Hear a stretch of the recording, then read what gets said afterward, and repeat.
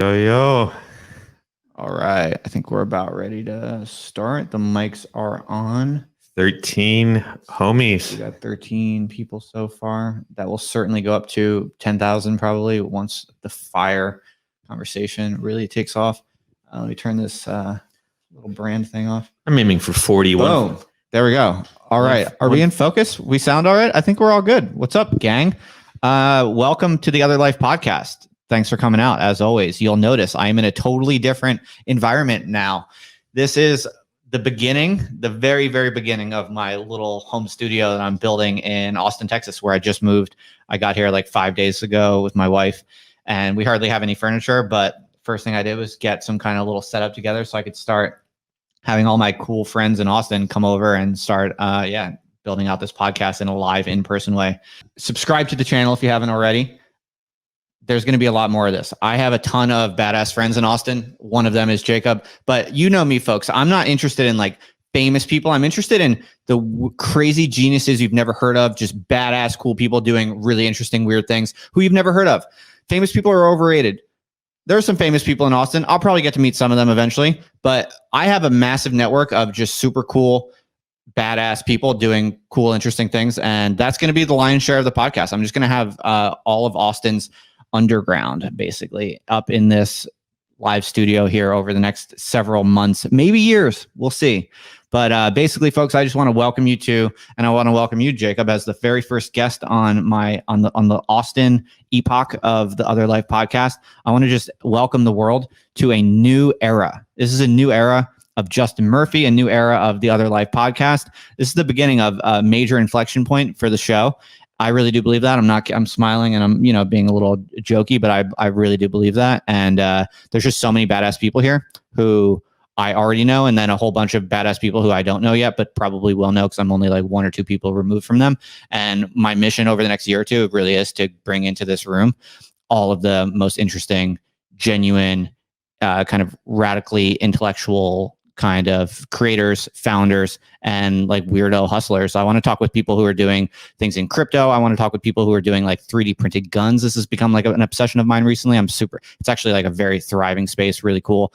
I want to meet founders with like really weird visionary early stage projects and writers and creators and all kinds of, the kinds of people I've been talking with mostly through the internet. Now I want to, kind of scour the Austin scene and get people in here.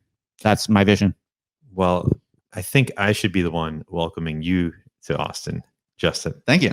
Well, I'm welcoming my audience, and you're welcoming me. And you're welcoming me to your podcast. That's right. Yes, that's right. And to your home, and to your studio. And totally. I'm very happy to be christening. I think Austin has quite a few interesting people and thinkers. It seems to be becoming, it already is something. Totally. Which is sort of the hub of Texas alternative culture, and really the hub of alternative culture for the whole region of the Southwest. People would come to Austin for the last. It has this reputation going back decades, maybe half a century, right? And then it's becoming also a center of my people, which is sort of the tech people, especially the tech people that are also into art and exploring ideas and making the way they live into a form of art, and that is in that I think Austin has become sort of the number 3 city maybe in America for tech, depending on the kind of tech that you're doing. Maybe 4, but certainly for the startup scene, I think number 3, and it's kind of a boom town. Yeah, totally. And how long have you been here? I've been here 2 years. Right on. And what are your general impressions so far after 2 years? Like, do you love it? Are you on the fence about it, or what's your overall take? I think it's a great place to be for people. And because you're coming from the Bay Area, you lived in San Francisco for how long? I lived in California for 10 years, in the Bay Area for about 7. Dude, so you moved to Austin like before it was cool to move to Austin. I guess. I mean, it was cool to move to Austin for a lot longer than that. Do you feel like you are very prescient for that? Do you take some credit for like foreseeing that Austin was a good spot to move before a lot of other people did? I mean, like I said, I think the South by Southwest Tech Festival, when that split off from the music festival, I think it really put Austin on the map as far as a tech location. And there's also a VC. I think there was one of the VCs or incubators had an Austin branch. Forgot the name of that one. The one I can't think of. Yeah. The one that's in the Austin Library, and Jason Kalkanis maybe was, that one. Okay. But yeah, Austin's really come on the radar for a lot of people, sort of fleeing the cities during the pandemic, fleeing the zombie hordes, and it's stayed a little bit more civilized. And in Texas, we don't really like lockdowns very much, so. Yeah, it's pretty chill out here. Yeah, I mean, there's some restrictions. You can't eat inside at the bars. We sat outside in the cold the other night. Right. But it's not. If you try to get too authoritarian, people push back, and so the anti-COVID measures have been measured, and it hasn't been too bad. So we're going to talk about a bunch of things in tonight's little live stream podcast. One among them is going to be Bitcoin, which is going through the roof. It's fucking crazy. If you hold Bitcoin, you're probably like Jacob and I, checking the charts every day. Like, it seems like Bitcoin hits an all-time high every day. Jacob, actually, one of the reasons I wanted to have Jacob on here is because Jacob is a longtime Bitcoin hodler. So Jacob's got some good perspective on Bitcoin, and I'm more of a newcomer, but like even I bought a good bit of Bitcoin like more than a year ago. So in the recent bull run, I'm like doing very, very well. It's like almost for me personally, the Bitcoin bull run right now is almost like slightly life-changing, not fundamentally life-changing, but it's like my actual net worth is increasing pretty substantially to a point where it's like, whoa. So Justin, your net worth is not increasing denominated in Bitcoin. That's right. But denominated in US dollars, it is. Sure. And most things that people buy and most of the ways in which people think is denominated in dollars. I mean, my student loans are certainly denominated in US dollars. For now. Yeah, for now. In any event, these are our different perspectives on this. So I'm certainly not a super OG Bitcoin hodler, but I've become super obsessed with it recently for obvious reasons. And Jacob has some good perspective on that. And the other thing I wanted to talk about tonight, for obvious reasons, is all of the shit kicking off in Washington, D.C., because my good friend Alex Moyer is there, and she's there with, I don't know if you saw this at all. Did you follow this at all? But no. She's there with... Is she on Twitter or something? She's not on Twitter, but she's on Instagram. Okay. So Alex Moyer, who's in Austin also, who I hung out with the other night. I introduced you, the other night. And so she's... Very nice lady. She happens to be in DC, and she's with John Mouse and Ariel Pink, the two famous kind of indie musicians.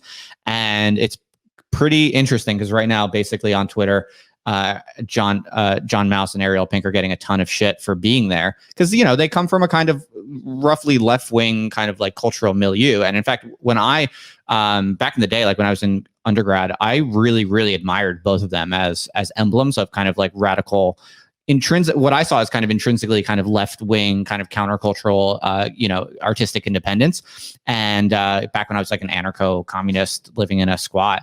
And it's really interesting to note that now I'm a middle-aged man and I still like admire those guys. And they're getting in trouble for like having, not even being associated with Trump necessarily, but just being at a place that is associated with Trump. I think they were just there kind of exploring, is my understanding, just going to check it out basically. But they're getting a ton of shit. And so I wanted to kind of just basically talk about the Capitol conflicts because I just think it's really interesting. And I asked you if you had some takes and you said you might. So we'll give it a shot. We'll try to have some takes, but so just to situate ourselves in time here. Absolutely. Today is the first day that Bitcoin has ever hit $40,000 on any exchange that we know of. So that is a bit of a timestamp.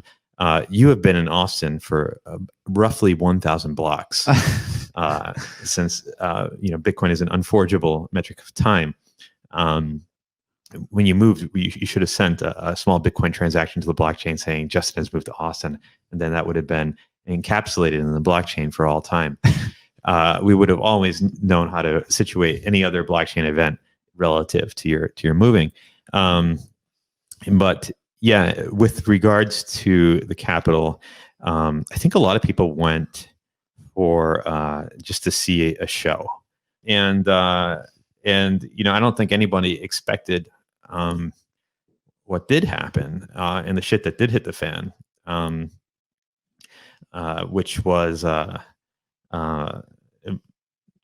which ended up with a Viking in the speaker's chair, sort of taking selfies. I think we can assume most people know the basics because it's all over the news, but the TLDR is, you're right. There was a big kind of pro-Trump protest. A lot of people who kind of believe that the election is being stolen. A lot of people converged on Washington, D.C. for a typical kind of rally protest or whatever, but I guess it got pretty militant, and basically a group of them stormed the Capitol building, entered the Capitol building.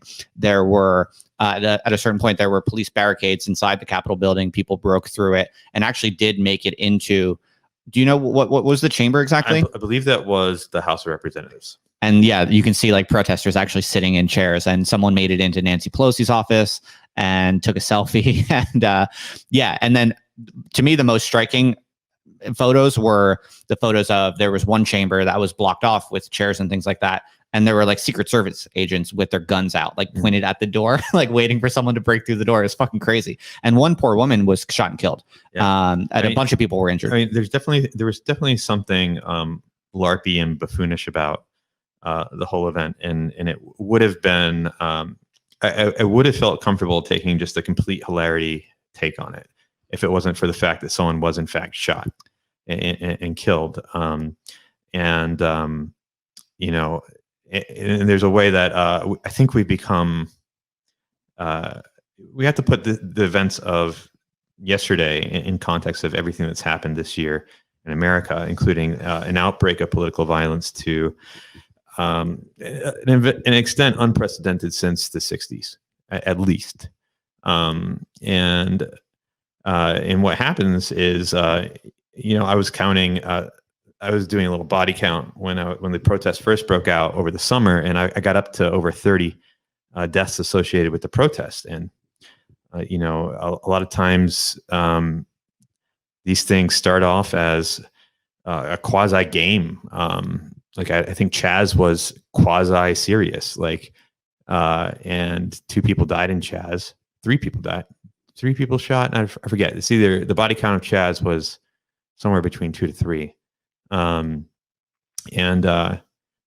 fact is, when you play these dangerous games, like, people are scared, people are armed, people are driving vehicles, people are doing all sorts of things where I mean, death is possible. Yeah. So I can comment on something here from my personal experience, because many of you might know that, I don't know, I think you know this, but I was pretty militant, like left-wing protester for many years, especially around the Occupy time. So I basically, I mean, I've like, as part of a mob crowd, I have like maneuvered against police many times. I've broken through barricades many times. I've busted into like buildings many times, like from police lines. I've done this many times, actually, over like it was mostly in the 2012 to 2014, 2011, let's say, to 2013, 2014 period. I did a lot of that. And the first thing that I would say, watching kind of the footage coming out of the Capitol recently, is what a lot of people don't realize is that basically it really is a game. Like the dominant kind of emotion that you experience in this type of thing is a game. It's fun. It's really fun. And it's actually hard to appreciate if you've never been in it, but it's almost not even political. It's almost more like sport than politics. Like, when you're trying to break through the police line to get into the building you're not supposed to get into, it's really not like your mindset is not like military commander trying to like take power. Your mindset is more like when you're like playing soccer with your buddies and like you're trying to like get around and get the ball in the goal. Like, that's more of this, like, the underlying psychological substrate of this type of thing. And if you look at the photos, you can see it. It's actually very reminiscent of Occupy in a weird way. It's kind of like in the sense that people have like very colorful dress. There's clearly a kind of like fun, performative, expressive aspect to it. People dressing like Vikings and this and that. And it's a little bit ridiculous, but it's also kind of carnivalesque. And it is a kind of expression of, it's a certain kind of exercise of freedom and kind of liberty in a way, in a gamified way. And so, yeah, that's something I can totally relate with. Now, what I think is very fascinating about it is that this is now like in a right-wing register, because generally, historically, militant protest, militant popular civil disobedience, is generally a left-wing tradition.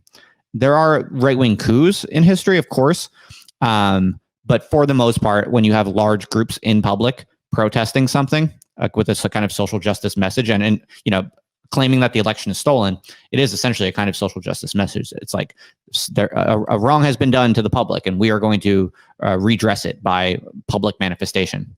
That's overwhelmingly a left-wing tradition. And it's pretty, especially when it becomes militant and you start seeing things like civil disobedience. And I just think that's really, really fascinating, because I've floated the hypothesis a few times that I suspect some kind of weird ideological or party realignment is taking place, where it's actually the intersectional, like, woke people who are becoming like the party of law and order, and it's like the populist nationalist right that is channeling or trafficking a lot of actually kind of populist kind of like anti-establishment energy. So that's what I was thinking when I was watching the events unfold. I just thought it was very fascinating and somewhat intriguing and provocative to see a lot of my kind of like left-wing Occupy-esque kind of like energies and aesthetics in a weird way being ported to this kind of like right-wing, or that's the thing. Trump is not even particularly right-wing. Like, that's not what he especially is, but you should say what you think. Yeah, I think there is this growth of right-wing populism. And there is a way, I agree with you, that the left is becoming more like the militant left is sort of the shock troops for HR. Right. Like if you look at like the protest this summer and then the protest today or yesterday, like which one, what were all the corporations putting out messages in favor of, and all of the civil leaders, and which one were they all condemning? There's a way that left is very, despite its supposedly anti-corporate message, we have this phenomena of woke capital, where the corporations fall over themselves, everyone from Doritos to Oreos to Citibank, to signal their support for left-wing cultural causes, and even when there's massive violence breaking out in America in the name of those causes, they still feel like it is in their best interest to support it. And so there's not really like this 1970s Nixon voter, moral majority, silent majority that's like middle America, or at least a large faction of it, is kind of, they are the middle managers in these corporations, and they're on board with this ideology. And we're not really seeing the backlash. Like, Trump lost the election despite the fact that you had the largest breakout of domestic political violence in 60 years. Right. And then, but on the right, it is transgressive. And I mean, so one sort of simplistic way to analyze this is to say, oh, well, the left is good and the right is evil, so that's why the corporations support the left and not the right. But I think that's a little too simplistic. And although left-wing causes do tend to have more of an altruistic jargon to them, yeah, I think the militant right, or the populist right, is not conservative. Like this idea that conservative and right wing. No, there's very strong egalitarian and redistributive political preferences in the nationalist populist right, for sure. Yeah, it is a radicalness of the right, which is something that twists our brains a little bit. But like, who are this is over the top comparison, but in Weimar Germany, you had the red communists street fighting against the brown shirted Nazis, right? And those two were radical parties. And who were the conservatives in that? It wasn't the Nazis. It would have been like the monarchists, the aristocrats, the people that wanted to go back to, or like, and they weren't the dominant party. Like, it was someone that wanted to preserve the old ways of Germany. Right. And the Nazis were not the old ways of Germany. Right. They were a rebirth into some sort of, both the communists and the Nazis offered a rebirth into some new kind of vision. That's right. And so now scale that extremism down a lot for American political factions. And I think that's what's going on. Like, the real conservatives stayed at home and went to church and prayed for their country when they saw all that going on. I like it. I like it. One thing that I saw people debating was, why is it so easy for these protesters to get into the Capitol? It should have been locked down more. But something really interesting that people might not appreciate. I'm about to drop some knowledge bombs on everybody. Right. Did you know the Capitol building was basically open to the public with no security, no metal detectors, no nothing, as late as 1970? It was only in 1971 that security measures were really put in place to filter who could go in and out of the Capitol building. And do you know why that was? Do you know what triggered that? 1971. I do know. But do you want to say anyway? Because I want to be impressed if you have it right. I think it was Puerto Rican separatist terrorists. Oh, close. Maybe there was an effect on it that I'm not aware of. I'm pretty okay. It might have been a little later, but you're very close to what I had in mind. There was a case of a Puerto Rican separatist terrorist getting into the Capitol balcony and shooting, I believe, 4 representatives back in the 70s. No shit. Yeah. Okay, so that case could totally be one factor that I'm not aware of. But the specific factor that I'm aware of is in 1971 there was a bombing by the Weather Underground in the Capitol building, and you know how they did it? They just walked in. Yeah, they walked in. They walked in multiple times and scouted it out and planned it just by walking in and out regularly, and then they brought in a bomb. And they bombed the Capitol building. They then subsequently did the Pentagon too.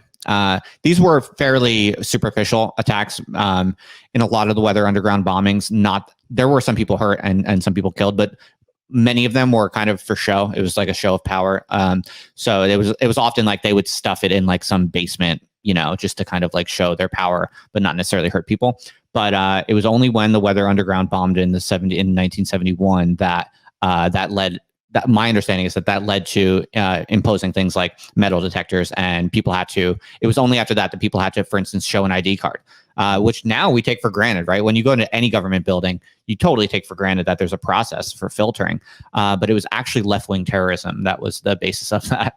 So it's just kind of interesting. Again, like thinking about the ideological valences of what's going on right now, it's not obvious. It's not clear. And if you compare the Capitol protests to the tradition of left-wing militant protests against the Capitol, it's much worse. You cited one. And then also in 1983, there was another bombing at the Capitol building, I believe. And I think the security measures increased then. So I do think in some weird way, we haven't fully comprehended or modeled yet. These protesters at the Capitol are kind of channeling a certain kind of transgressive left, like culturally left, countercultural kind of energy that I think we just don't really have good models for comprehending or describing. Yeah, it's definitely a chaotic aligned energy. It's like the radical right, if we want to call it that, or the alt-right. I think it's become a bit of a pejorative, but the internet right, if you will, it was definitely birthed on 4chan.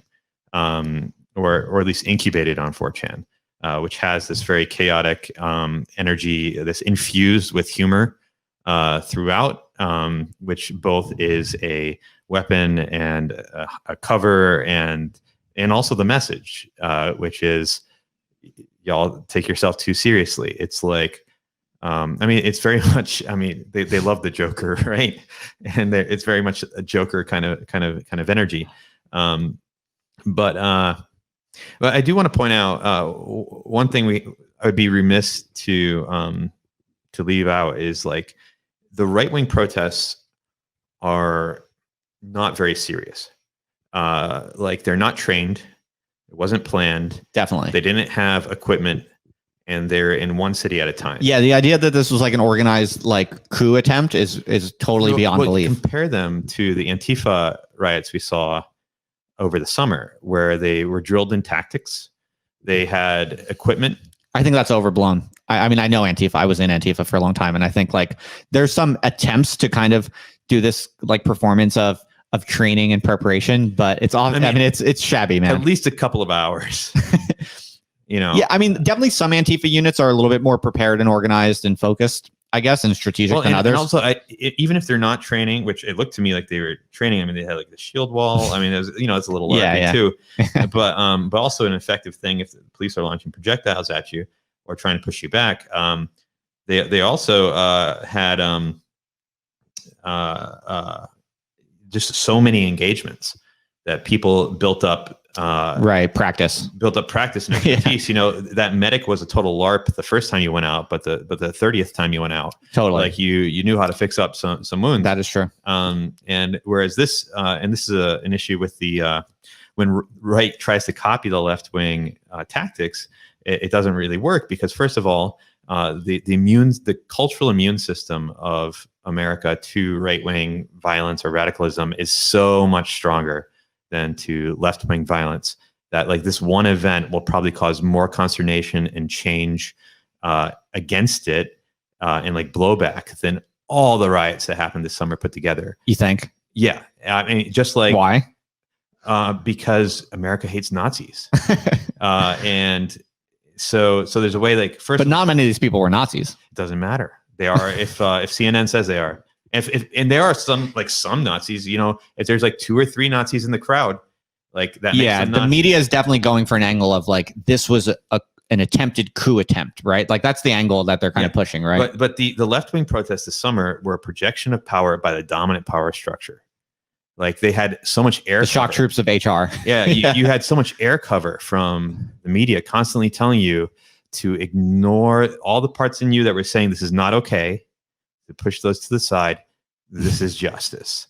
It was bizarre how favorable CNN and associated media organizations were towards the riots. Peaceful but fiery protests, right? Like whoo, flames in the background. It's hilarious. It's to comedic degrees, yeah. And it's just not. So they, even in America, even our right is left, right? Because we have this tradition of revolution. That's how we became who we are. We have this tradition of protest. We have the myth of the civil rights movement that at this stage in American history is right and left. It has been adopted by both. And so the right feels like it needs to LARP like it's some sort of revolution, but they get one event. And if they have any success at all, it's pointed out, it's written down in the history books as like a fascist, high watermark, and then all this, right, and then the hammer of God comes down against them, right. So it's not symmetrical, and those can't be right-wing tactics, I don't think, unless the radical right gets a lot bigger. And I think we'd be in a lot of trouble if the radical right got a lot bigger than a couple thousand LARPers. Yeah, we'd be in a lot of trouble, definitely. But it seems like the dominant establishment media almost genuinely wants that to happen. It's as if they produce stories and commentary as if their underlying motive is actually to increase the resentful, upset, and sometimes rightfully so, frustrated kind of right-wing people who are like looking at the media and they're like, how are you describing things this way? Like it actually seems to be producing like radical right-wing resentment. Yeah. And my little hypothesis, which I think a lot of people share, is that they actually do kind of want that in some way because it just gives them more it gives them something to battle, right? It gives them more significance, right? I think they're begging for it. Yeah, yeah. Like I think every left-wing child grows up like pining for the civil rights movement, and they're just, or World War II, and they're just like so sad that they don't have like a big moral that the world is problem. It's just like mostly okay. It's like pretty good. Right. And so I think there's definitely a thirst for a villain, and if the villain doesn't exist, we need to create them, either by like inventing an ideology by which we can see villains more fine-grained, like where before we didn't see them, or like goading people into becoming villains, right? Which is not a game you want to play into. You see this with a lot of the big right-wing radical figures that the media loves to put on TV. They love to put them on TV because the ones that will go ahead and throw the Hitler salute, like Richard Spencer, like that's what they've always wanted. Right. They actually like Richard Spencer in a sense more than the milquetoast, normal average conservative, because it gives them real kind of moral energy, something that justifies their existence and their hysteria. Like they need to believe that there's hundreds of thousands of Richard Spencers. Right. Now, okay, so a question I want to ask you is, how do you parse the claim, which a lot of people are making today, and if I'm not mistaken, this is a kind of now very dominant, high prestige position at this moment in time, that Donald Trump holds a lot of responsibility for what happened at the Capitol. Do you buy that? Do you not buy that? How do you interpret that? But before you answer, I'll give you a chance to think about it. We got a good critical mass in the room. We got a good handful of people hanging out. Folks, subscribe to the channel and click the bell. Many of you don't click the bell, so you don't get notifications when I do these badass live streams. And I'm in Austin, Texas. I have this little studio now. I'm like seriously building this up. I'm going to be doing a lot more of these. So please do subscribe to the channel right now before you forget, and click that bell so you get notifications. And yeah, if you have questions or comments, I am looking at the chat. So please do feel free to mention. And if it's a good comment or a good question, I might bring it up in the show. So Jacob, please, I'd love to hear your input on the question I posed. Well, first I want to say that I do think the solution for right-wing people, let's see, I guess I'm more conservative than, I'm not more conservative than radical, I would say. But it's something more like Rod Dreher's Benedict option, like making healthy communities and families and trying to ignore all the shit that the left throws at you. I think that's healthy for both sides. Like, yeah, it's like, they're going to poke you in the eye and say, stop hitting yourself, and you got to like ignore them. I think that's the real way to combat this, is by not fighting. But like, you don't want to make a Hitler to stop a Stalin. It's just not a great way to go. I mean, I think there's a left-wing take on that exact argument. I completely agree, even from a left-wing perspective. Like, if you want to overthrow capitalism or inequality or injustice or whatever you see as the big problem of the time that you want to fight from a left-wing perspective, the best way you can do it is to essentially disengage from the structures that you find unjust. And I don't mean like go off and live in a commune and like try to drop out of society. I just mean don't allow your attention to be captured by these like idiotic debates and these idiotic kind of opinion pieces, these like dominant intellectual cleavages that emerge in like mainstream media. Because if that's what you're anchoring yourself towards, you're inevitably going to be essentially participating in the rotten, unjust like structures that you consider to be unjust. So I think whether you're on the right or the left, disengage from mainstream society, find your line of flight, to use the Deleuzian term, whether you think about that in a Catholic Christian sense of like Rod Dreher and like building conservative communities, or you think about it as building like militantly liberating communities. Either way, it should be through exit rather than voice in this like rotten mainstream society that we have. It's like, I think it's just go balls to the wall, exit society, and build your own thing. It's never been easier to do that through the internet, is my take. Yeah, I think that's right. And I think that it's harder to get the energy. It's easier to like unlock energy by doing something stupid. It's like, lighting something on fire is the quickest way to get the calories out of it, but It's also like the least useful way. Well put. And unfortunately, I think we're fighting against human nature in some way. But I mean, that's what Christianity is about struggling towards the good, even when it's hard or impossible. Even hell yeah, it's like you struggle towards the good anyway. Heck yeah. Sorry. So is Trump responsible for all this or no? Is Trump responsible? He definitely bears some responsibility. I don't get what he was doing with really pushing this contesting the election thing. Like, yeah, I didn't see where the goal was. Yeah. And I don't think there was a goal. And I think that describes like all of Trump's presidency, really. People were like, he's planning a coup. I'm like, no, he's not planning anything. He's just saying what unleashes the most energy, like moment by moment. And so to say it's the rigged election, that's what he's doing. And it's this weird thing where like I'm pretty anti-left in a way. And I'll have a lot of resentment against the left anyway. And so I'm like, oh, Trump, he's fighting the left. So he's my guy. But then it's like, he's just lighting everything on fire, like metaphorically. Yeah. That then became real. And I'm like, I can't, this isn't good. Yeah. Like he's creating a bigger backlash. Like sure, he might win a victory here or there by getting people really riled up, but like what's going to come after?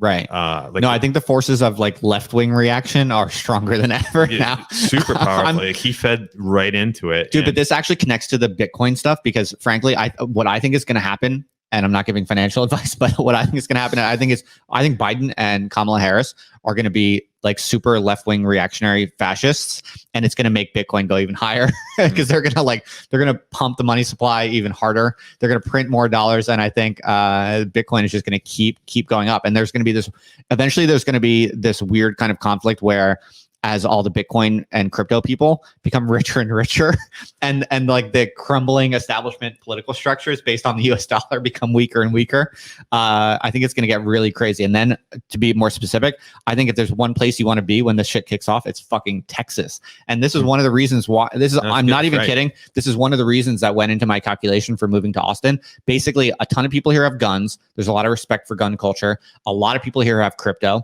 and it's probably of all the states, the best state that is in the best position to secede because it's actually in the state constitution that they have a right to secede. And so basically, I think that if shit really hits the fan in the U.S. and conflict continues to escalate, I think Texas is probably the best place to be. Not to mention they're like energy independent and like the 5th largest economy in the world. So I'm like really I'm gambling on Texas. I believe Texas is number 6. I think California is number 5. Okay. If I had to be in one or the other, I mean, California is way prettier, but Texas is way more functional. Yeah, I think that's right, Justin. And there's something we saw about a year ago where people have this huge normalcy bias, where they think that what will happen in the future will be like what happened in the past. And then like we saw what appeared to be videos of people being welded inside their apartments in China, whole cities quarantined and locked down by the police with military drones like chasing people if they stepped outside their house to tell them to go back inside. And January, February, we were just acting like, I mean, I think we were writing newspaper articles mocking the people who were concerned, right? Like in Silicon Valley, Wired. I forgot who was the author there, but she deserves everlasting fame for her. Tech bros are refusing the handshake article, and people were just like, normal is going to be normal, and then it wasn't. And now normal is something completely different. And I think that the fact that Texas does have the right to secede in this constitution is something that you might think will never be used. But it's there for a reason. Yeah. I think whoever negotiated for that line in the agreement is a genius. Yeah. And it's there for a reason. And, it would be unprecedented. But I listened to a lot of financial news this year, and I heard the word unprecedented like 500 times by April of last year. So sure, it's unprecedented. Does that mean it can't happen? Bitcoin going to 40,000 is unprecedented. I think what a lot of people underappreciate is the political implications of crypto rising as it appears to continue to rise. And if you're like me, you believe Bitcoin is going to keep rising for quite some time and will be pretty stable at significantly higher prices. I mean, I think there's a decent probability. I wouldn't like bet the farm on this, but I think there's a non-trivial probability that Bitcoin does actually become the global reserve currency. And it's just like the entire face of global finance is just like absolutely revolutionized. Again, who knows? But I think there's a non-trivial probability that happens. What a lot of people don't think a lot about, if you like watch videos on Bitcoin and you follow like the Bitcoin community, what a lot of people don't talk about is the political implications, because the types of people who hold Bitcoin are very different types of people than the types of people who like run, the US government. And so as Bitcoin keeps rising, it shifts political power to a certain type of person away from another type of person. And I think once that becomes known in public consciousness. Like once your average like journalist at like the New York Times really fully kind of appreciates how true this is and what that involves and what that means. And when like our kind of I'm just laughing because they'll be the last people that. And when I know exactly, they'll be the last, but that's what I'm saying. Yeah. They'll be the last, but when they do really realize what this means politically, and same thing for US Congress people, which are, people who are like super old, and many of them have like early stage Alzheimer's and stuff like that. When like that class realizes, oh wait, you mean all of these like weirdos and reactionaries and people trying to like exit the system and like crazy outsider underground creators and founders, all of these people are actually their economic and material power in the world is increasing substantially over time, and the power of the US dollar is decreasing substantially over time. Once they realize that, there's going to be some attempt to seriously clamp down on crypto. I don't think it's going to work. I think the game theory maps out in a way where I believe personally that Bitcoin will be untouchable. That's how I wager the game theory of that conflict will map out, and we could talk about it if people are interested in that. But I think the political hysteria is what I'm getting at. The political hysteria is going to be exacerbated by Bitcoin, in other words. But because Bitcoin is going to exacerbate the kind of liberal establishment political hysteria, in turn, that's going to accelerate Bitcoin. So there's going to be this kind of like this is really what I would buckle up for, like over the next 10 years. Like this is really how I'm seeing things. Well, what I think will happen politically is very much what we saw with the rise of Silicon Valley, where the center of power in America was more East Coast. It was more New York, Washington, especially, and then maybe a little bit of LA and Boston. Those were the places where serious people lived, and then sui generis, Big Bang. Fresh universe pops up in Silicon Valley, and 40 years it goes from nothing to everything. Right. And who's the most powerful man in the world today? Well, it's not Donald Trump because he can't tweet. Yeah. Right. It's Jack Dorsey or Mark Zuckerberg. I think Musk just became the richest. Elon Musk is now the richest man in the world. Another news event. Insane. But the so the political establishment has had to make peace with Silicon Valley and share power with them, welcome them into the fold. They didn't want to, but money talks. And I think in the same way, like, crypto is a little bit more decentralized, a lot more decentralized than Silicon Valley was. But again, it's a sui generis new universe, like Big Bang universal inflation event of 0 to 1. Something being birthed into the world, and it's growing quite large. And this bull run, powered by the crisis and the federal government, taking again unprecedented monetary and fiscal action to support the economy, has created the best advertising Bitcoin could hope for. People. I don't think people get that we were basically running a communist society for like a couple of months, and I mean that seriously. We had socialized the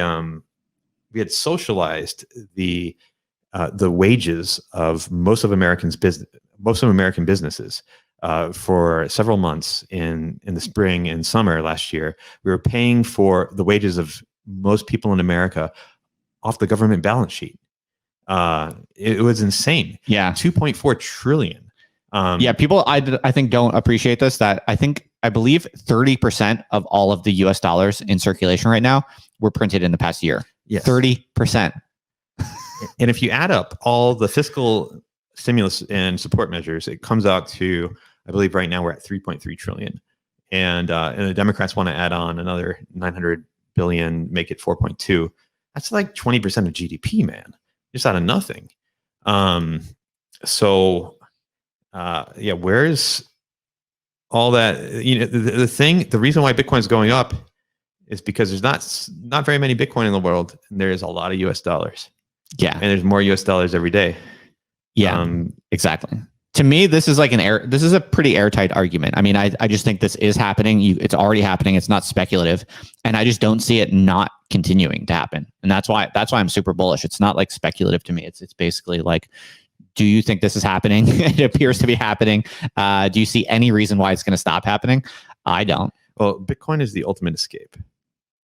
Exit. It's pure exit. Well, it's an entity from beyond ourselves. Say more. I will. So money in the modern world is postmodern money. It is money that is defined by people, it's defined by ideology, it's defined by politics, it's defined by faith and belief, and making your currency works. It involves getting everyone to believe in it. Or in the case of the United States, we do what we do best. We export our ideology to the world. We market to the world. We're the world's finest marketers. You watch Disney movies no matter where you are in the world, and you use US dollars no matter where you are in the world. But the thing is, it's not built on anything except for it's interior to culture. It's not objective. When we had the gold standard, it was somewhat objective. We had a fractional reserve base on top of that, but like gold is this thing that's made in I believe when neutron stars collide with each other. You can't make more of it. We don't know how to make more of it. It would take a lot of energy, and it's not something we currently know how to do.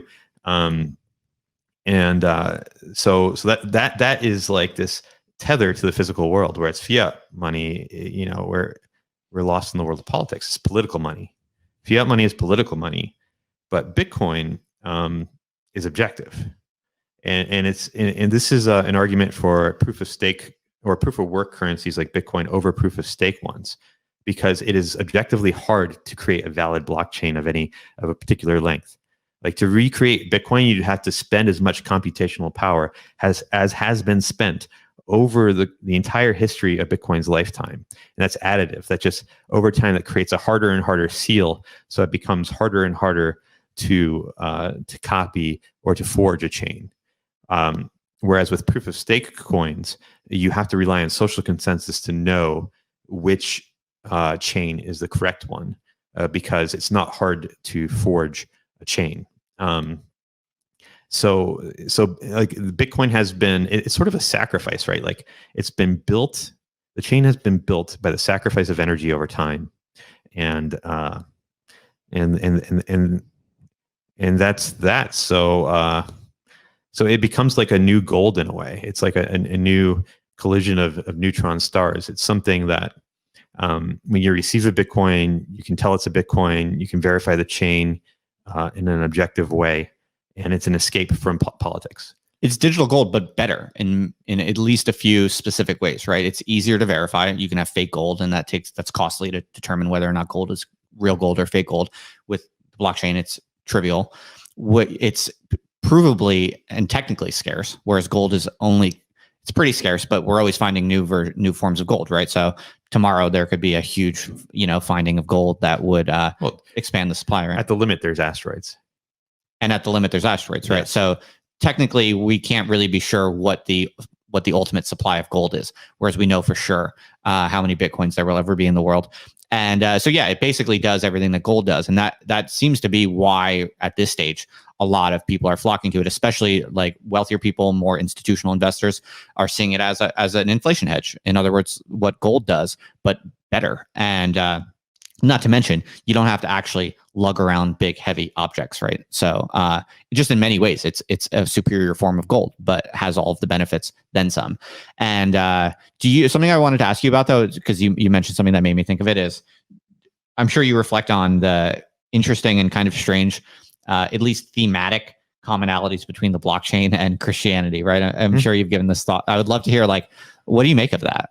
That's a good question. Well, I think, if people don't know what I'm talking about, you mentioned like sacrifice, for instance. It's like built on sacrifice. Sacrifice is very important in Christianity. We could probably riff on a few more, but I'm just curious what you think. Yeah. Well, I think there's a lot of parallels. People say Bitcoin is a new religion. And I do think it has a certain faith and fervor to it that you would need to drive this kind of ambitious project to its completion.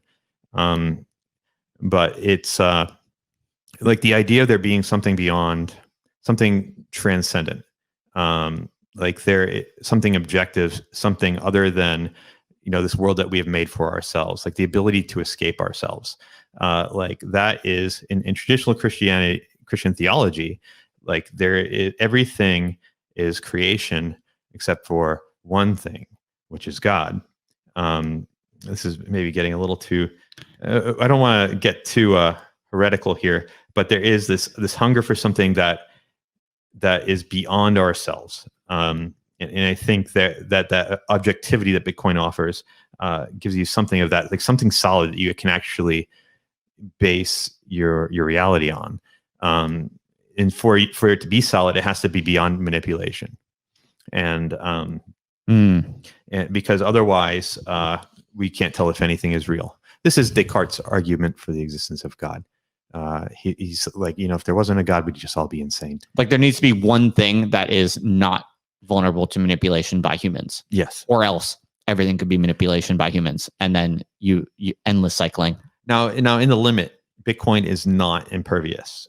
Maybe with enough energy, it is not invincible. It's just the closest thing. So maybe it's a tool of the objective rather than objectivity itself. Right. There's this idea of like a 51% attack, right? If you have 51% of the hashing power, you could theoretically like over a long counterfeit period of time. Yes. Do you think do you take that seriously? Like, could that happen? Do you think could China like actually orchestrate that, or how do you see that? I mean, a nation state at this phase, with pouring something like right now, it probably cost them something on the order, if they wanted to do it quickly, something in the tens to hundreds of billions of dollars to create a forged blockchain. But over time that recedes. Like over time, it gets more and more expensive. It's more and more expensive over time. And right now, I don't know if they have the will to do that, and if they do, I don't know if they really get out of it besides poisoning the well for Bitcoin.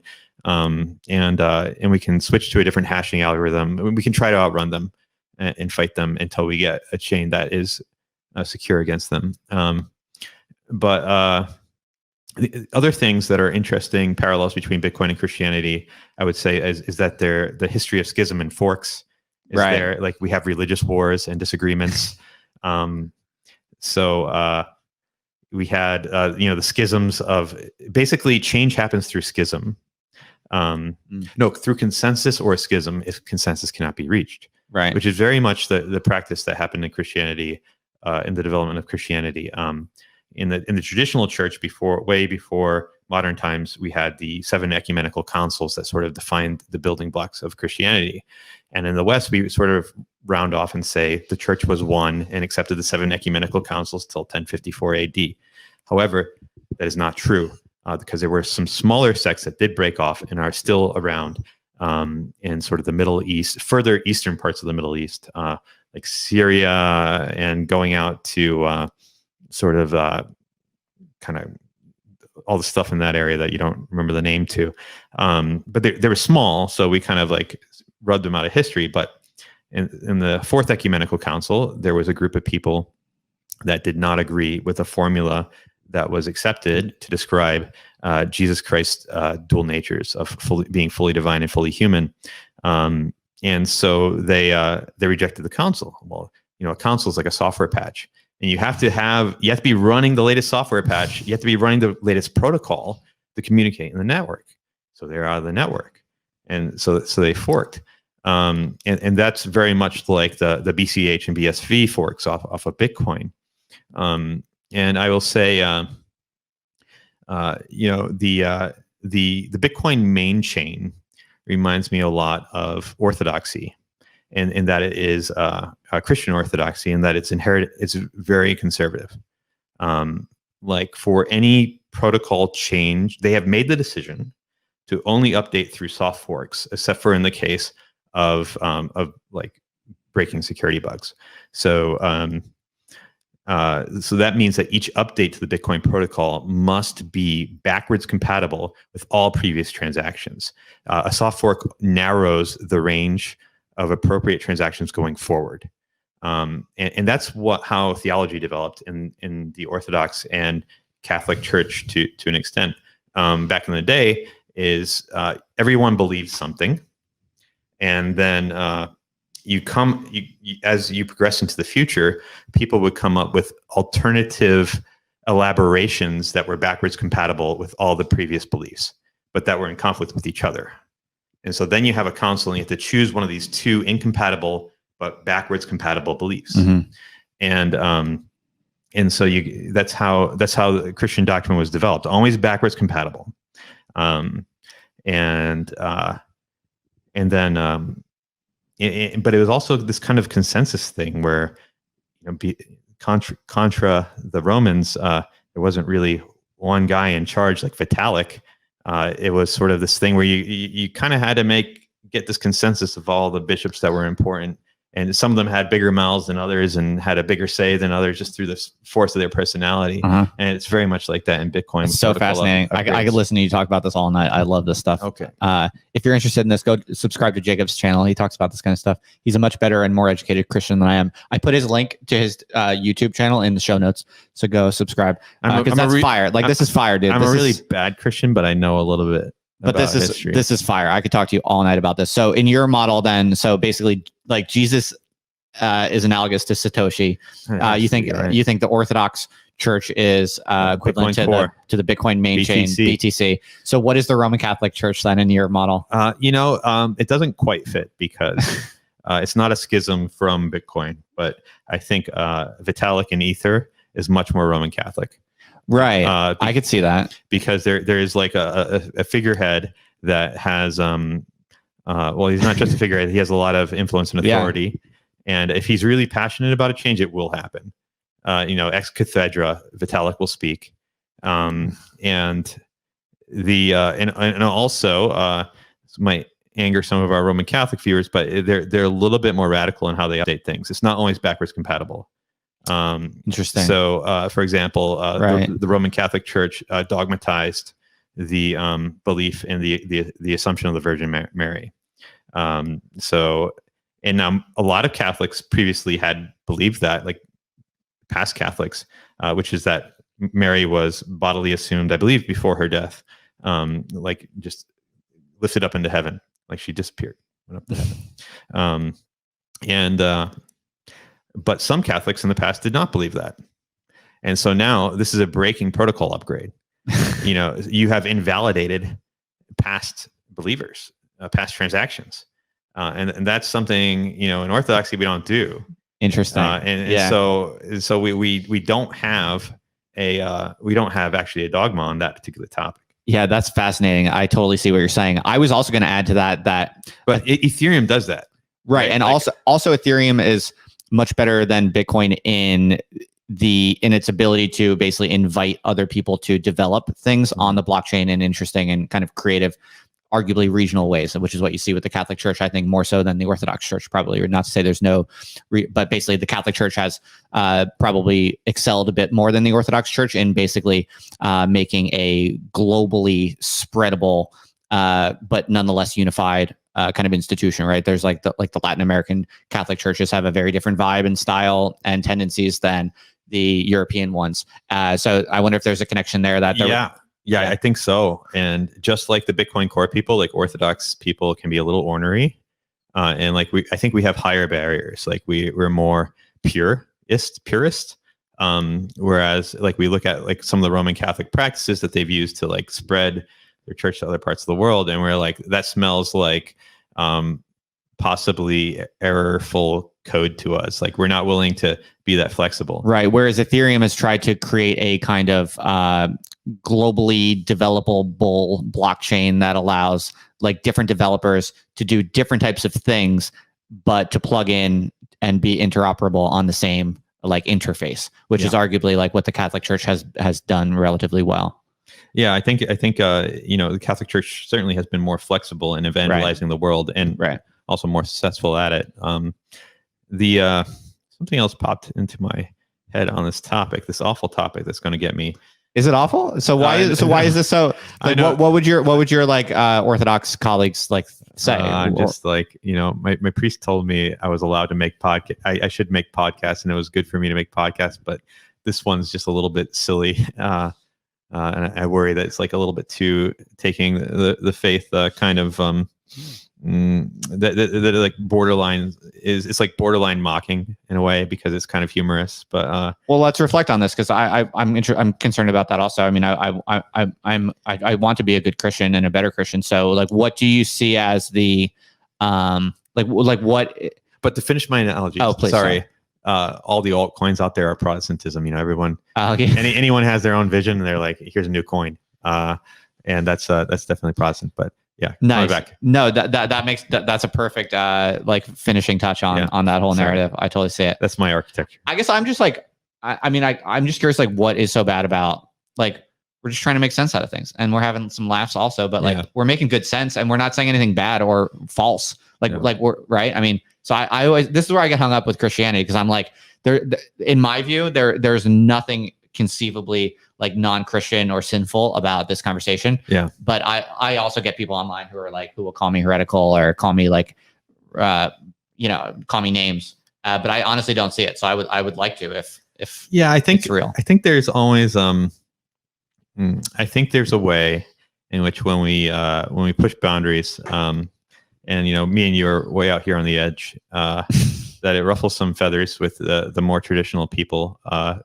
who think that the solution to the world being broken is for everyone to become like them and just stop being weird, and there's a way that I think that there's a certain amount of the world that's irredeemably weird, and they weren't served by the traditional way of doing things, and I'd rather communicate across those boundaries, even if that involves me being weird. And I think there's a danger in that, in which I make my more conservative brethren angry, and I don't want to make them angry. I love them, but also like otherwise we like, are we going to give up? Like I've been to Burning Man 6 times, and a lot of Christians would not go to Burning Man, and degeneracy. Yeah, and I even went once after I was Christian, so I guess there's a way in which I'm like, well, are you going to leave all those people at Burning Man to they're out there looking for love and connection and truth and discovery, and like you purport to offer these things, like put an Orthodox cathedral out there in the middle of the desert and chant Vespers and have people high off their mind, like come in and like, feel the grandeur and the beauty and the peace of God, rather than saying they need to come to us. See, I have no such compunctions because it's probably in part because I'm not socially connected to like legit Christians like you are, Jacob. So I don't feel much anxiety about these types of things. I mean, I have strong compunctions about like sin in my everyday life. I'm actually pretty anxious about doing bad things in general. But when it comes to like thinking honestly and freely and creatively about like what Christianity means and making sense out of it in honest ways that actually resonate with me, that are fill me with life and fill me with joy and fill me with clarity, and really, really make sense to me in an exciting way. To me, that is just absolutely the work of the Lord's work, and no ifs, ands, or buts about it. Yeah. So I never feel these compunctions personally, because my view on it is kind of like, I don't know. I'm kind of like a Christian vitalist in a way. I mean, all Christians are vitalists in some sense, but I think like I've never really felt guilty about thinking like kind of weird interpretations, so long as my purpose is good and my intention is good and it's honest and true to the best of my ability. What more can we offer as thinkers and as seekers? Yeah. I think when I became a Christian, I wanted to be a real Christian.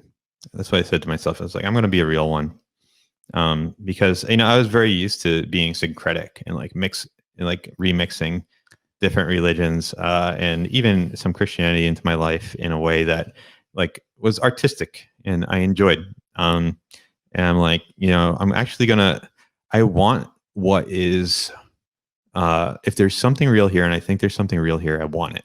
I want the realness, and to have the realness, I might need to like be somewhat more under discipline than I like to be, than I'm used to being. And so I've been trying to, even though like if I violated all the moral tenets of the Orthodox Church, like they're very forgiving.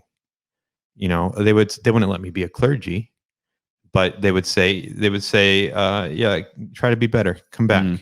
But you don't have confession, right? Oh, we do. Oh, you do. Sorry. Yeah. Okay. Yeah. You know, in confession, I would, you know, as long as I wanted to be there, like I think my priest would work with me, even if I violated every rule. Yeah. And it's not like I grew up Jehovah's Witness, and it's not like that. I might still have some of that guilt complex from growing up Jehovah's Witness, which is like a harsh, cultish kind of, like laying down the law kind of thing. And in Orthodoxy, we kind of think that, you know, rules are there for your benefit. Like they're supposed to teach you something. Like it's good to master the appetites. It's good to master the passions. It's good to, and I know that, you know, one of the things that the church fathers speak about is idle talk being bad. And like, what are podcasts but idle talk?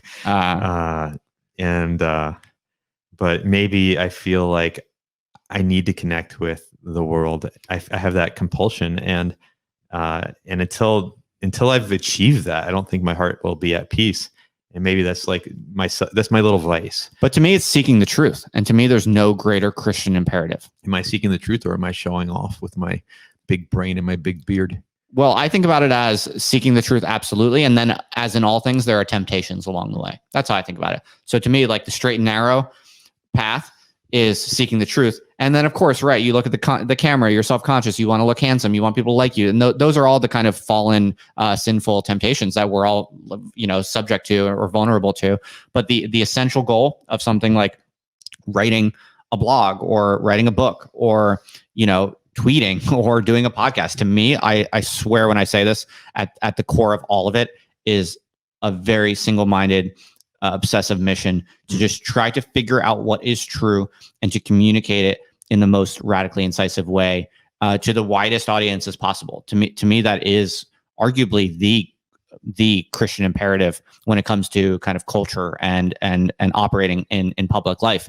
And to me, that's really what it's all about. And so there are definitely temptations and ways to fall off that straight and narrow.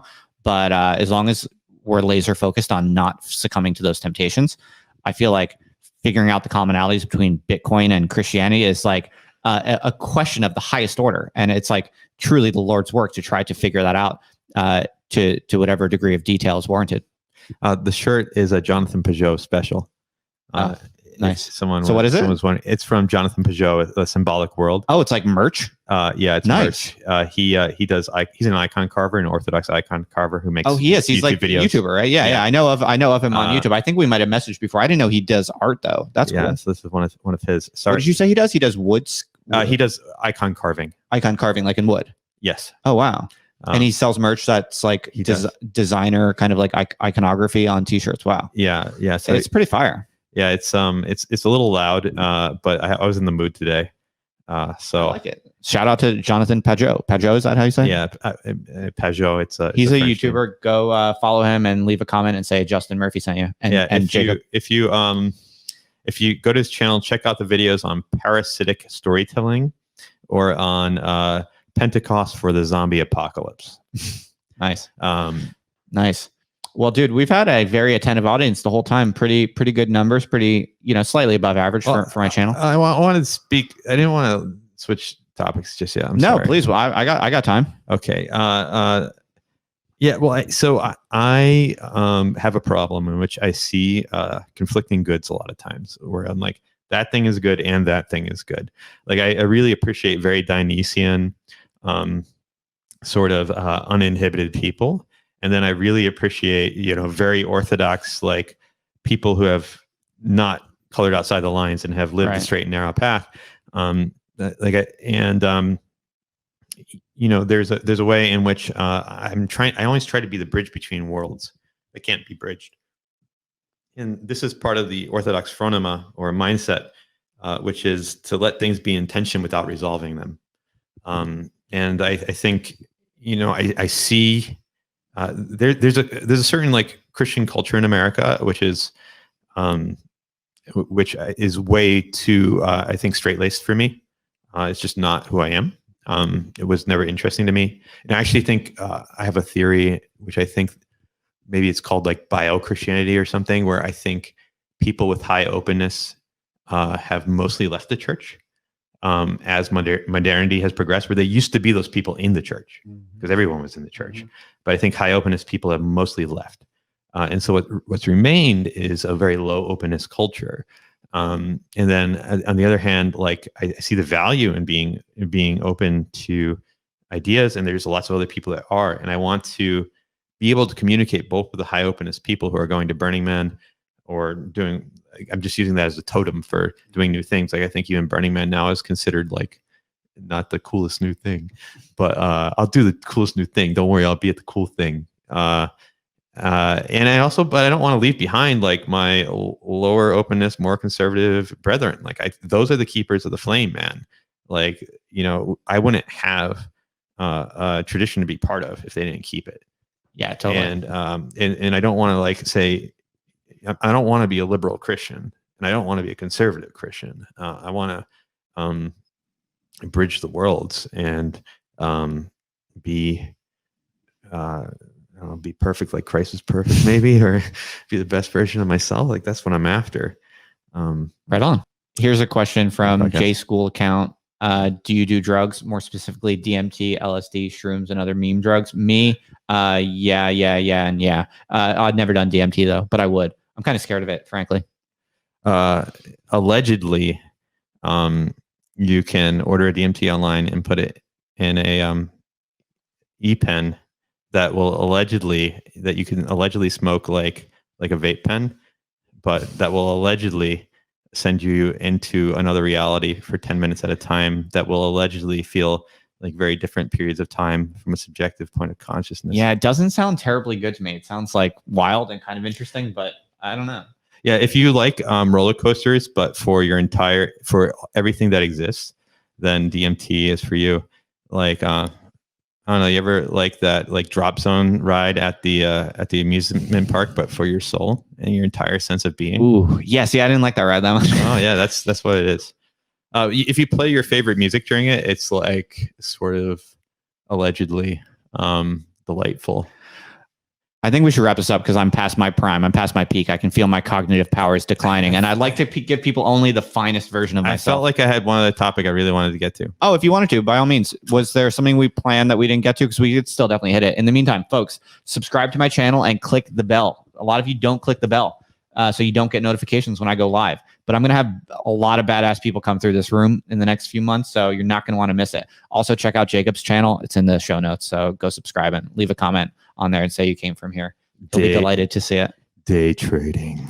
Oh, that's right. We did want to talk about that. Fuck yeah, let's do it. I got plenty of energy, and this is going to be good. So you were early on Bitcoin. You made a lot of money on that. So that's one reason why I respect your financial prowess. And now you've gotten into day trading, and you're actually doing it full time. And so I would love to hear about that, because my understanding, I'll give you kind of my background coming into this that I would love to be disabused of.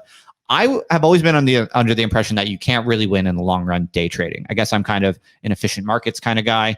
My understanding is that, basically, if you have some kind of secret insight about how to make money in the short term, shouldn't there be other actors in the market who have more resources than you, more time, more energy, more compute power? They're closer to Wall Street and they have supercomputers like on right on Wall Street. Shouldn't those people, if you have some kind of edge, shouldn't someone else have that edge who has more power and therefore beat you to your gains? Like, how do you see that, and why is how do you see it? I mean, all the big Wall Street firms have trading desks. What do you think they're doing? But shouldn't they be absorbing all the gains? I mean, that's a common perception, and certainly is the one I had a year ago. Because it's a zero-sum game, obviously, for people like who maybe are naive to all of this. It's a zero-sum game, right? You have to have some edge that other people don't have to make a profit. Yeah, and I just think that it's possible to get those edges. Well, I want to tell the story of how I got into day trading, and maybe that will. Maybe that'll answer some questions, because I don't even know that I'm good at it yet. I've had a really fantastic 3 months, but my first 6 months of trying it, I ended up slightly down after I was up like over 150 grand and lost it all plus a little. And then over the last 3 months, I changed how I was doing things, and I've been consistently making money, though not as fast. And so I don't know if I'm actually successful yet. Maybe another 3 or 4 months. Sounds stressful. It's pretty stressful, but the returns these last 90 days have just been, they've been very good. And I think the next 6 months, the economic outlook is looking pretty good to make money in the markets. But how I got into it. Yeah. I very rarely owned a stock in my life. Like, I had 100% of my net worth in crypto in 2016 and 2017. I ran out of money, so I got a job. I didn't want to spend my crypto. I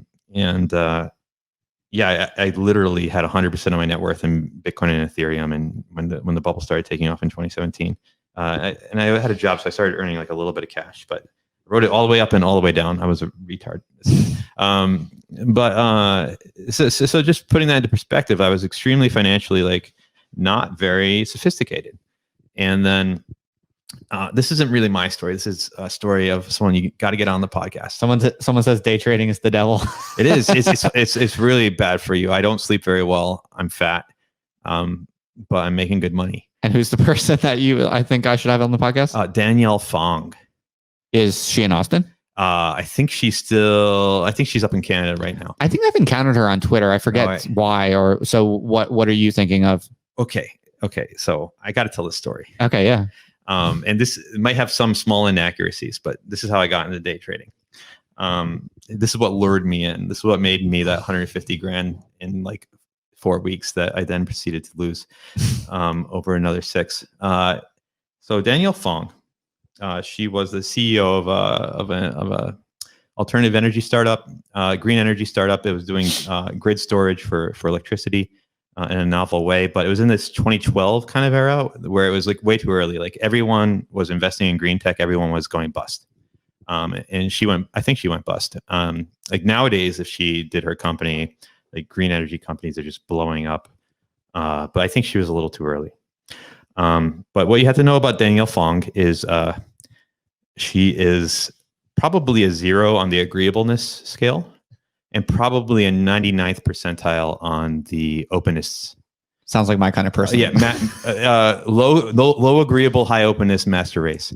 Okay. When it comes to startups. Okay. And yeah, just like me too. Like that's literally what I scored when I took Jordan Peterson's Big 5 test. Some people say Big 5 is bullshit, but when I did take the test, I got 0 agreeableness and 99th percent openness.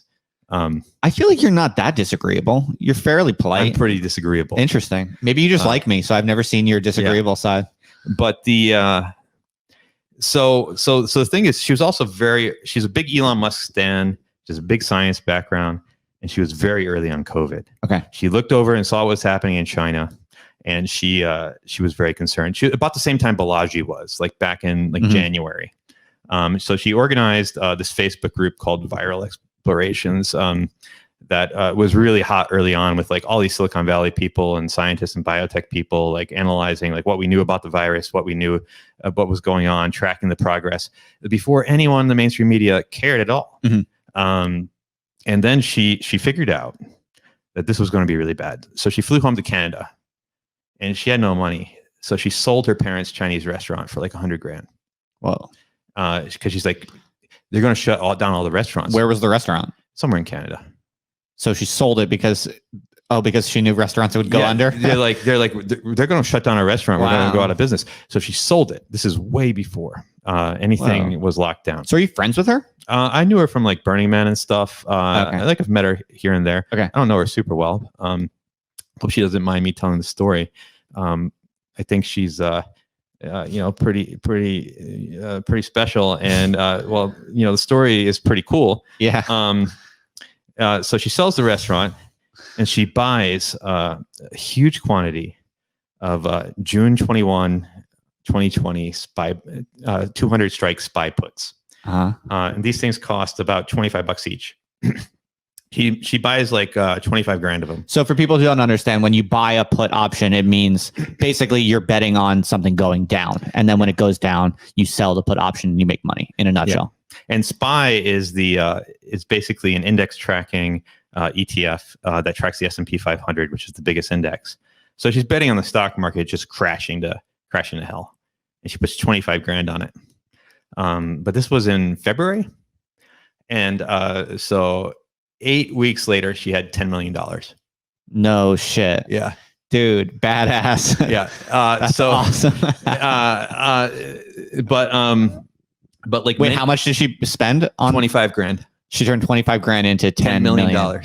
Damn. And the numbers might not be exactly right, but get them something from like her. that. Wow. But it was something in that magnitude. I'm definitely going to have her on the podcast if she will. It was like 40x in 6 weeks. It's one of the most autistic and brilliant trades of all time, dude. In the colloquial Wall Street Bets, that's fire version of the word autistic. Sorry for people that are offended. But the thing is, the story doesn't quite end there. Yeah, please. Which is, and I'll skip some of the parts that you'll have to get her to tell on, because I don't want, they might be too personal, although they were public. But I'll let her tell them. But the problem is, like many principled, low agreeableness, libertarianish people, they're really good at spotting a contrarian trade, but really bad at making money off of it. So, like Peter Schiff has been a gold bug. He was a gold bug in 2011, where he made a ton of money. And then he was a gold bug in 2012, where gold crashed. In 2013, in 2014, 2015, he waited like 8 years for gold to come back, constantly saying the Federal Reserve is printing money. Gold is going to go up. And it never did. Like, he's just stubborn. And she had this idea that, like, okay, this virus is out of control. Like, we don't have a handle on this. This is going to be bad. Our economy's falling apart. The stock market has to keep going down.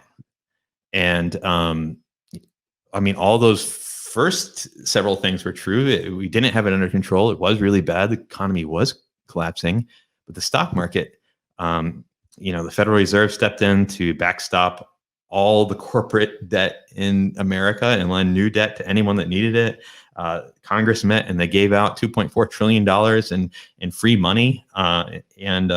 Stock market started going back up. And I'm pretty sure she lost a big portion of that. And it even doubled down. And I did this too. So this is how I was following her. I got into this a few weeks after her, when I saw she started to have success, which is a fine time to get in. And that's how I made I went from like 20 grand to like 180 grand or something, just shorting everything. But then when it started to go back up, I kept on shorting, and I lost it all. But I'm pretty sure she did cash out part of that. Like at the peak, when she had all this money, she was posting, she had formed a VC fund to fund like antiviral therapies, and like anyone working on COVID, like she wanted to fund them.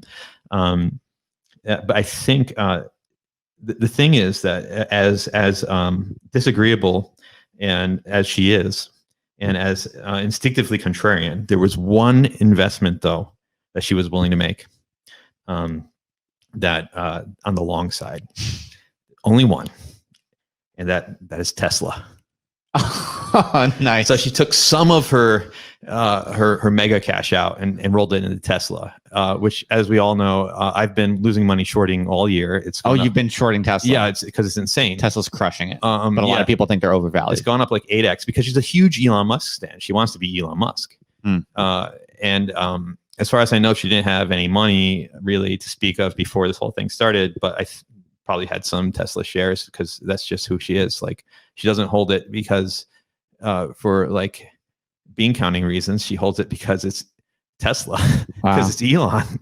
And damn. So I wonder what her rate of return has been since the beginning of the virus. I hope she has plenty of cash left. Damn. And she made a killing, because Tesla has gone up like another like 2 doublings or so, maybe 3 since then. Yeah, it's crazy. So that's how I got into day trading. And then, so basically you saw her and you were like, whoa, this is crazy. I want to learn this. I'm like, why not? And Wall Street Bets got kind of big on Reddit. It's really a cultural force. Like, it's crazy. It moves the markets in a huge way. All the big Wall Street insiders now are paying attention to Reddit. And describe it for people who don't know what it is. Wall Street Bets is a subreddit about degenerate gambling on the stock market. It's like a casino, but you get better odds. But why do you get better odds? Because I mean, in general, you can know more about stocks than I think stocks give you. You can have information. You can do like research and putting all your money on black at a blackjack table. Like you have a slightly less than 50% chance. It's like pure chance. Whereas at least you can have some strategy and information and stuff. Yeah. Like I know Microsoft is reporting earnings at the end of the month. Yesterday it dumped on like some bizarre after like the Capitol Hill riots to like the lowest level it's been in a month. I can say I'm going to put my life savings, everything I have, on Microsoft calls. And from this entry point, like I feel like I have a pretty good chance of like, increasing all my money by like 50%. I didn't do that, but that's the kind of thing people do on Wall Street bets. Right. Or maybe even dumber. Like a lot of them have gotten rich off of Tesla calls, which is betting that Tesla's going to go up. It's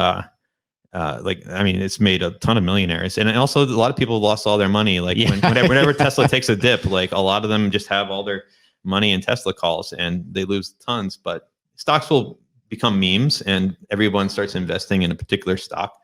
Right. And that moves the market. It's like several million subscribers, I think. It's one of the... Well, this is where things get really interesting, where you're going to have influencers that are big enough to basically move the market themselves. So you can have basically investors or traders who are also influencers doing this like double-sided game. Here's the thing. So this culture starts late 2019. It really starts getting big, especially with Tesla kind of getting big, SpaceX going public. Wall Street Bets really starts growing. But with the virus and the lockdowns and the crash, what happened in March was unprecedented. Mm-hmm. The stock market fell quicker than it had in its entire history. Mm-hmm. It fell like 30% in like it was just a couple of weeks.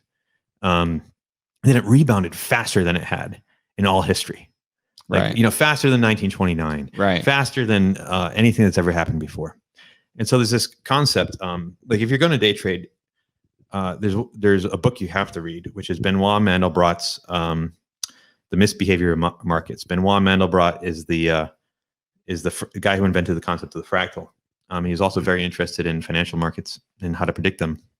And he describes that the best way to model volatility is as time speeding up. And so that's why the last 9 months, although I was kind of dumb for most of it, was the day trader's paradise, because you're essentially getting more time happening faster. So in a given year, like you might expect the S&P 500 to return 9% in a common year. Well, weeks were going by or years were going by in a week. Years of normal time, years of normal price movement were going by in a week.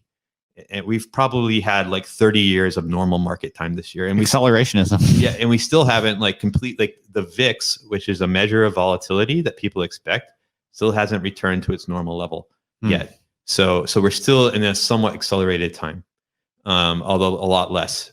This is why I found it like several times I tried to like stop day trading, especially when I was like bad at it. But it was just like, oh, look at all this opportunity. This is a once in a lifetime opportunity. Literally, like if you can live 30 years in 1 year, like there are many people that made their careers this year as an investor, as a trader.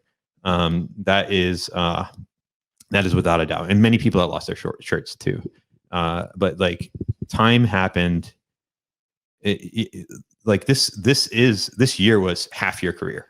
Like if you were going to be in the market for 50 years or something, because 30 years happened this year, basically. That's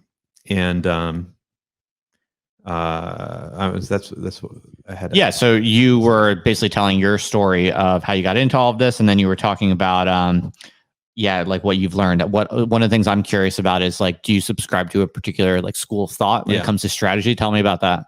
Well, I know I feel a little uncouth pimping a paid product. But really, like, I mean, when I started, I'm a Hedgeye subscriber, like Hedgeye. What is it called? Hedgeye. Oh, okay. How do you spell it? Hedge, like your bushes, and then I. Like just the letter I. Yeah. Okay. They have two products that I found really useful that started like training me like in a successful mindset. One is their morning macro show, which they sort of survey all the macroeconomic variables in the world. It's like a high info CNBC, Oh, really? basically. So it's like a private subscription TV channel? Yeah. So like, Really? well, it's like they have a 30-minute show in the morning where they're going over all the macro environment in the world, and they're trying to like set you up for what you should be investing in, how aggressively you should be. And so there, like a lot of movements in the market can just seem to be random. You know, like why is it going down now? We don't know.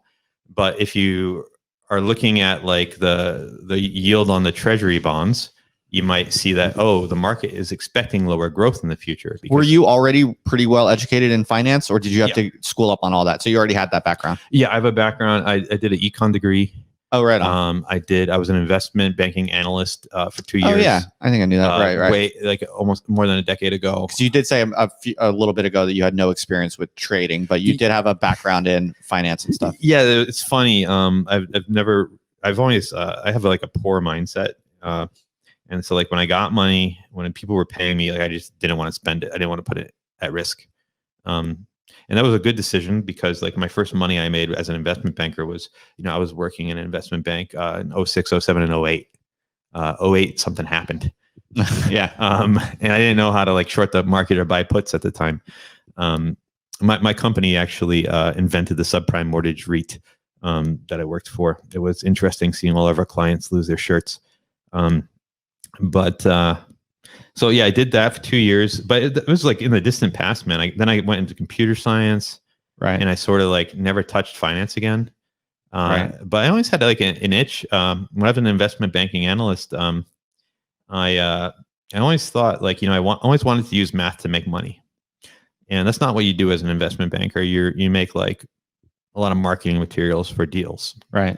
I was on M&A and equity capital markets, like doing IPOs kind of. So what is the name of your school of thought, like in terms of strategy? And I would say it's kind of like, it's a combination of like macro fundamental analysis and technicals. Like the other product I really like from them besides their morning show is they have a research call every day where they have a team of like 10 analysts that will go over like whatever names they're looking at on the short side and the long side. And so I just like, I'm smart enough to know what I don't know. And what is a call? Like you talk with them on a phone call or no, what? you listen to their recorded conversation where like the lead guy, he's like getting updates from everybody. It's an awesome business. I bet they make an arm and a leg. Is that super expensive? It cost me like, I pay them, I buy several products. I pay them a little over $100 a month. Oh, okay. Not too bad. Yes, but they get, they definitely have a lot of subscribers because if they tell people to buy something, like you see it go wild. I almost like fade what they do. I'm like, I'll sell if they say buy and buy if they say sell. Yeah. But between the call and the macro show, it's just like better than you'll find. The thing is, I know enough to know what I don't know. And I know enough to know that I think these people seem to know like better than me. Like I could research companies on my own. But I only have enough time to do, I could maybe check out 3 or 4 companies a month. Right. And that's what they're doing. But they have a team. So basically you're going through like balance sheets and stuff like that. And you're looking for, but I'm not doing that. You're not. Okay. So they're doing that. I could do okay. it. Right. So you're using the research that's done by research agencies, and you're using that kind of secondary information, but you are essentially looking for patterns, like things that are out of equilibrium where you're like, okay, this indicates this is not stable. There's something's going to give here. And here's what's going to happen eventually. So I'm going to bet on that's the basic kind of logic. Yeah. And there's also like trend and mean reversion. So if you see like a dislocation, like I do a lot of intraday trading, and I'm trying to do a little bit less because it's very stressful. But like in the first 5 minutes of the day, sometimes you'll just see like Microsoft dump like 2%, and you're like, why is Microsoft dumping 2%? Is there a meteor hitting the Earth? No. Like, so I'm just gonna buy all the Microsoft. Wait, I have a leverage, a margin account on this brokerage. I'm gonna buy $100,000 worth of Microsoft like right now on leverage. I mean, I don't care. And then like 3 minutes later, Microsoft's back up to normal. And it was just like a little blip, and you're like, oh, I just made couple $100. Wow. And you're like, you know, see, the thing I think I would struggle with is I don't like pursuits where you can be down like at the end of a day. oh yeah, But you have to be able to like go to sleep and trust that things will be like, I like to end every day with at least incremental improvement from the last day. So like the content creator game and the kind of like all these digital hustles that people are doing nowadays, whether it's Substack or YouTube or whatever, like what I like about that game that I'm obviously very immersed in is it's like it takes a lot of hard work. You have to be very patient and you have to like really churn out content and be consistent and disciplined. And so things move slow, the needle moves slow, but at least one or two needles should move at least roughly upward between each day. Yeah. And it's very rare that like any sudden thing goes way down. And I like that. So I feel like if I tried to do day trading, any day where I like am down for the day and it's like 11 p.m., I know I'm going to be stuck to the computer until 5 a.m. until I can get up.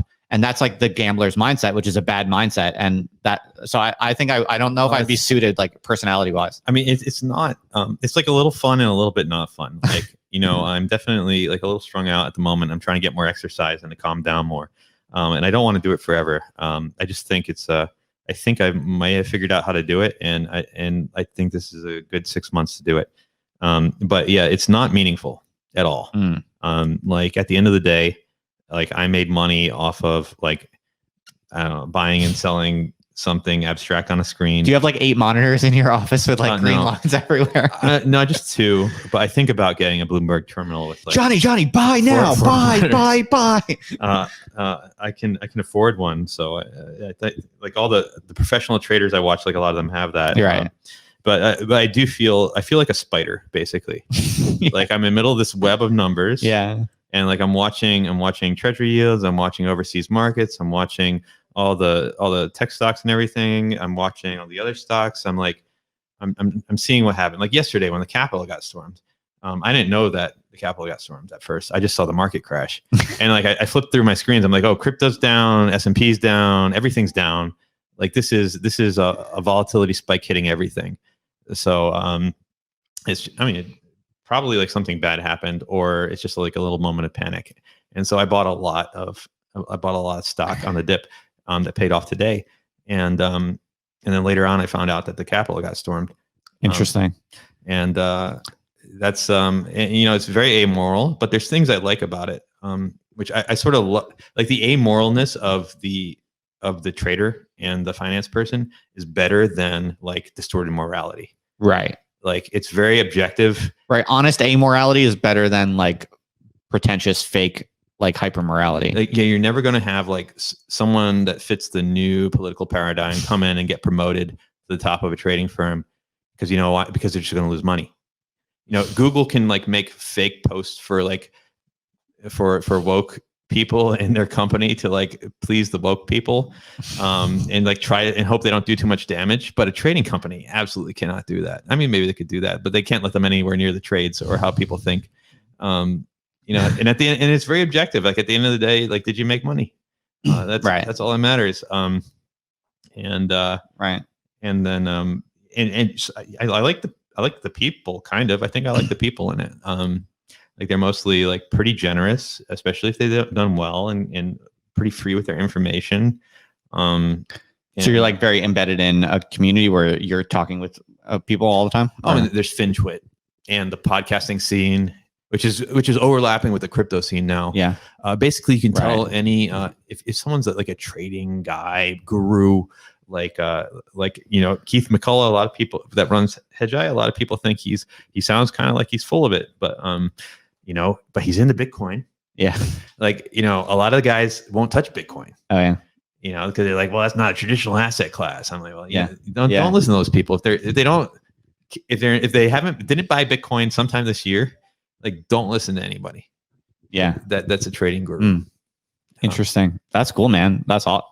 I'm glad that you're enjoying it and finding it like intellectually stimulating, even if amoral. And well, you know, I want to be like you when I grow up and like work, me? Yeah, like and work on like my intellectual pursuits and be intellectually serious and read books instead of tweets and actually like do something good for the world. Right now, I just feel like I'm gathering a bunch of acorns so that like later I can do good.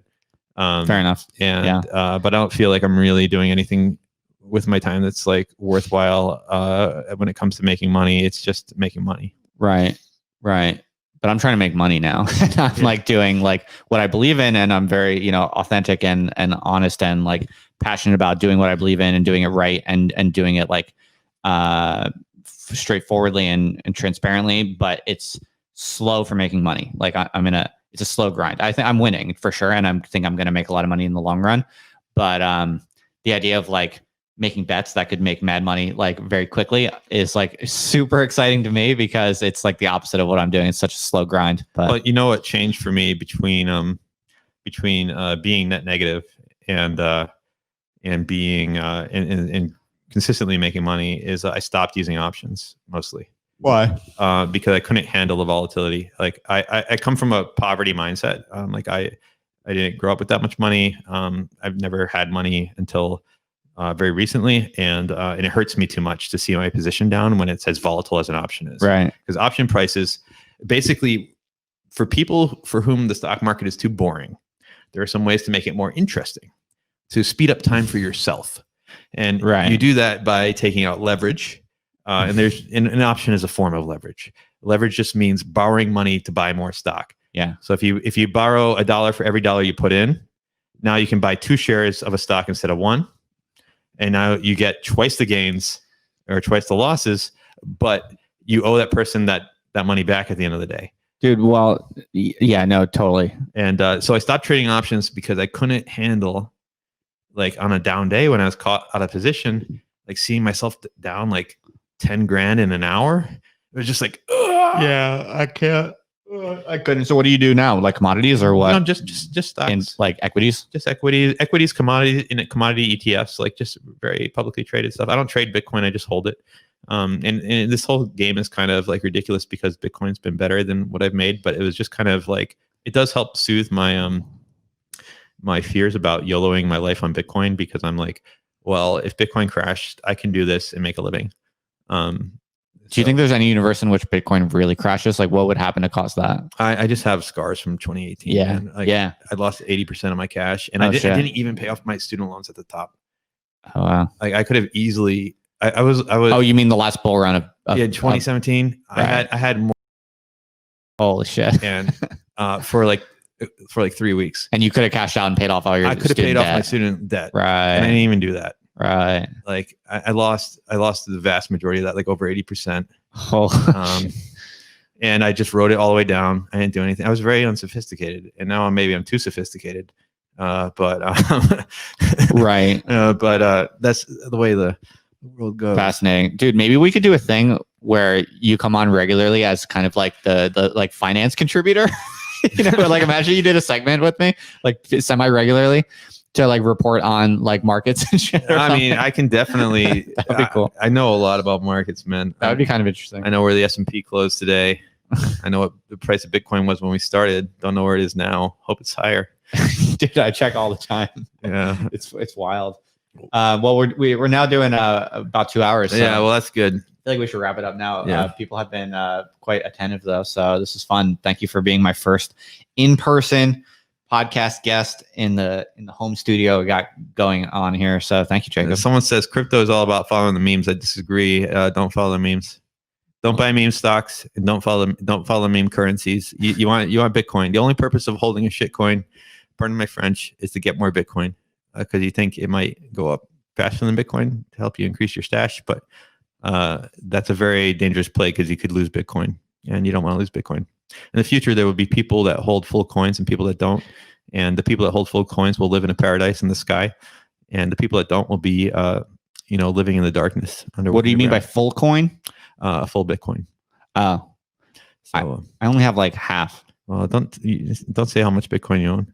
Why is that bad? Yeah, it's kind of but it's not a lot. It's not a lot relative to like. Why is it a faux? I feel like it's a faux pas if you have a ton and you're bragging. Probably, but like it's a modest amount. In the Bitcoin world. But maybe this fall, when a Bitcoin's worth like $3 million, people will know that you have a half a Bitcoin. I just say everything that is true. I can never like hold back things. I'm bad at that. All right. Well, we can call in that. I'm sorry. Now, don't people always on like financial shows and shit? Don't people always say like, everyone's always at pains to say this is not financial advice, but you didn't say that. Oh, I want to say just one last thing that I learned, which is I learned that if you are investing in any way, the worst thing you can ever do is talk about what you're doing to unsophisticated people. Oh shit. Even if you're not offering them advice, they might copy you if you're excited about a trade. And like every time that I've done that, I've regretted it, and I've come to realize why there's rules in place to prevent people from offering financial advice. Because it's the worst thing when some middle-aged lady with her 401k right like copies your trade and then loses money on it. So this is not financial advice. So for me, there's a lot of people out there watching this who are not, with all due respect to you, you don't maybe know these things. I don't know these things well. So don't ever do anything with your money that you heard on Justin Murphy's podcast. I mean, for me, I take complete responsibility for any trade I make. That's another thing you have to do. So it's kind of be careful in what you put out, be generous in what you take in thing. Because if I make the decision, press buy or sell based on what I heard someone else say, at the end of the day, I can't say like he made me do it. Like that doesn't do anything. I lost, and that's just what it is. And I did it. And you have to, if you're going to make any trades in these markets, especially with, a Bitcoin, an asset that's gone up 4x this year already, you need to take responsibility and be ready to lose money or to lose dollar value in the Bitcoin. You're not losing money because Bitcoin is money, but that's just be cautious out there. It's a wild market. That's an excellent parting message of caution and prudence. And once again, thank you, Jacob. Oh, this is fun. No, this is fire. This is fire. The stuff about blockchain and Christianity was fire. Your stories about like trading and how you got into it, and Danielle Fong. Danielle Fong. I'm sorry, Danielle, if I got any of the details wrong. I thought it was like a genius, but it was quite something to watch. No, super cool. I'll reach out to her. I think we've maybe interacted once or twice on Twitter. So she sounds like a badass. And no, there's a lot of fire in here. Thanks for coming and bringing your A game, man. All right. Folks, subscribe to the channel if you haven't already. Click the bell. Check out Jacob's channel. There's a link in the show notes. And also subscribe to the podcast so you can get this on your phone and a bunch of other stuff on your phone. I got a bunch of other things going on, but I won't bore you with plugging a ton of things. Just thanks for hanging out and expect much more of this. Also expect this room to be much nicer in coming weeks and months. I'm going to be working on it. It's work in progress. But as always, thanks, folks. I appreciate you. And I'll see you back on here sometime soon. Later. Peace.